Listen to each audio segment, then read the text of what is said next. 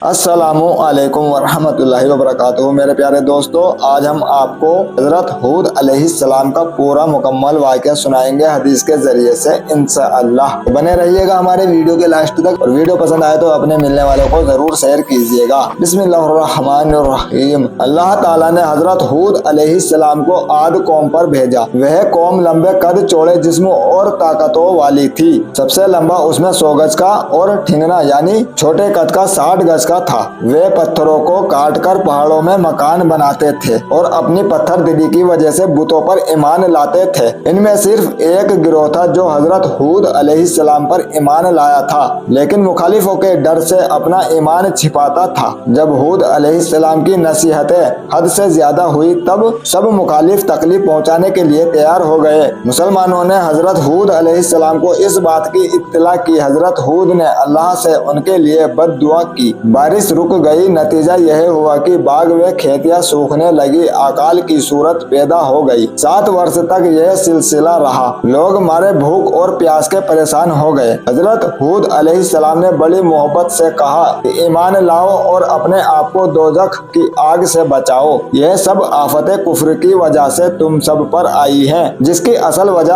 अल्लाह का इनकार और उसकी इबादत न करना है। कुफ्र करने वालों की सामत ही थी कि उन्होंने इन बातों को झूठा जाना और अपने कुफ्र पर जमे रहे और हजरत हूद अलैहिस्सलाम के साथ बेअदबी से पेश आते रहे। वे यही कहते थे कि ए हूद, हम तेरे कहने से अपने बुतों को ना छोड़ेंगे और अपने धर्म से मुंह ना मोड़ेंगे। उस जमाने में रस्म थी कि जिन पर बड़ी कठिनाई आती या सामने बड़ी मुहिम होती तो मक्का के हरम में जाकर अल्लाह से दुआ करते थे और दुआ उनकी कबूल होती थी। उन दिनों मक्का में आद कौम के अलावा अमाल का कौम भी रहती थी। इस कौम को मक्का की सरदारी हासिल थी। जब कौमे आद के लोग इन मुसीबतों के शिकार हुए तो सरदारों में से 70 आदमी वहां जाने को तैयार हुए। पूरी कौम ने उनको यह नसीहत की कि मक्का में जाकर बारिश की दुआ मांगे। जब यह सब मंजिलें पूरी करके मक्का में पहुंचे और मुआविया बिन बकर के घर में उतरे, वे इन सब के खाने पीने और राग रंग की महफिलें सजाने में लग गया। यह लोग भूख प्यास को भूल गए। कहा कि दुआ और कैसी नमाज। वह तो सुनने लगे। दिन रात गाने बाजे। मेजबान को मालूम था कि यह लोग दुआ करने आए हैं, लेकिन वह उन लोगों से इसलिए नहीं कहता था कि वह कहेंगे कि यह बड़ा कंजूस है, खिलाने पिलाने से कतराता है, फिर अपनी कौम में जाकर मुझे बदनाम करेंगे। आखिर उसने एक गजल बनाई और गाने वालियों को सिखा दिया। मजमून उसका यह था कि तुम अपनी कौम की मुसीबत से गाफिल हो रहे हो और बारिश की दुआ मांगने में कोताही कर रहे हो। अब इन गाने वालियों ने यह गजल उनको सुनाई। उनको अपनी कौम की मुसीबत याद आई। फिर तो एक दूसरे को सलामत करने लगे और गफलत पर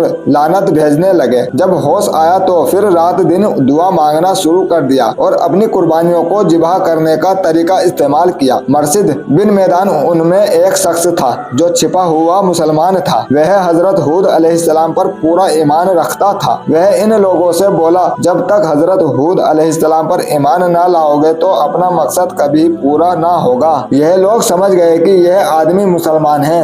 ऐसा ख्याल आते ही उन लोगों ने उन्हें अलग कर दिया और अल्लाह के दरबार में दुहाई की। इस मुद्दत में 3 टुकड़े बादल के सफेद, काले और लाल पैदा हुए और इस बादल में से यह आवाज आई कि इनमें से एक टुकड़ा अपना लो और इसके बाद अल्लाह के हुक्म का इंतजार करो। लोगों ने सफेद व लाल बादल से मुंह मोड़ लिया और काले बादल पर निगाह जमाई कि यह बारिश करेगा। आवाज आई कि तुमने काली राख वाला बादल अपनाया है, यह तुम्हारी कौम को ना छोड़ेगा और पूरी कौम को राख कर देगा। ना बाप बचेगा, ना बेटा, ना जानवर बचेंगे, ना चिड़िया। अल्लाह ताला ने इस काले बादल को आद पर रवाना किया और हूद अलैहिस्सलाम के मुखालिफों को इस आसमानी बला का निशाना बनाया। जब कौम वालों ने देखा कि काली बदली आई तो उन्होंने खुश होकर धूम मचाई कि इससे हमारी उम्मीदें हरी होंगी और हमारी तमन्नाएं पूरी होंगी। लेकिन यह ख्याल उनका सही ना था। इस बादल में अल्लाह का अजाब छिपा हुआ था। यह दुश्मन हजरत हूद अलैहिस्सलाम का मजाक उड़ाया करते थे कि अगर तू सच्चा है तो हमें अल्लाह का अजाब दिखा। चुनाचे अल्लाह का यह अजाब आ ही गया। काले बादल की शक्ल में यह जबरदस्त आंधी थी जो उन्हें तबाह करने आई थी। जब हजरत हूद अलैहिस्सलाम ने देखा कि अल्लाह अब इस कौम को तबाह ही कर देगा और अजाब आ चुका है, तो अल्लाह के हुक्म के मुताबिक 4000 ईमान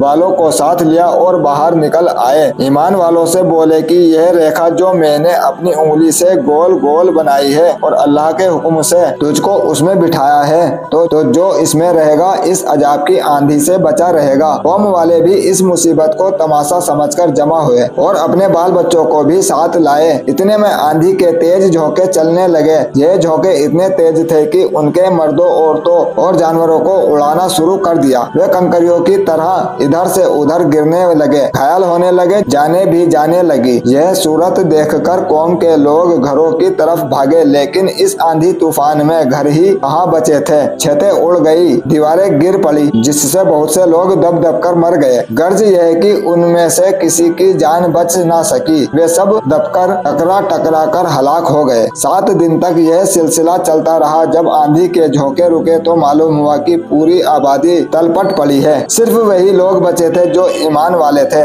इसलिए कि आंधी उन तक आते आते ठंडी हवा बन जाती थी। सुभान अल्लाह। इस तरह कौमे आद अल्लाह के गजब की शिकार हुई। उनके आलीशान मकान और हरे भरे बाग सब तबाह हो गए। हजरत हूद अलैहिस्सलाम शांत होने के बाद अपने साथियों के साथ बाहर आए और नए सिरे से एक तरफ अपने मकान बनाकर रहने सहने लगे। हजरत हूद अलैहिस्सलाम जब 464 साल के हो गए, उनका इंतकाल हो गया। इन्ना लिल्लाहि व इन्ना इलैहि राजिऊन। मेरे प्यारे दोस्तों, अगर वीडियो पसंद आई हो तो वीडियो को लाइक कीजिए और हमारे चैनल पर नए हैं तो चैनल को सब्सक्राइब करने के साथ साथ बेल आइकन जरूर प्रेस कर लीजिए, ताकि आने वाली हर इंपॉर्टेंट वीडियो, हर बयान आप तक पहुंच सके। और मेरे प्यारे दोस्तों, आपसे छोटी सी एक गुजारिश है कि ये वीडियो अपने मिलने वालों को भी जरूर शेयर कीजिएगा। मिलते हैं अगली वीडियो में, जब तक के लिए अल्लाह हाफिज।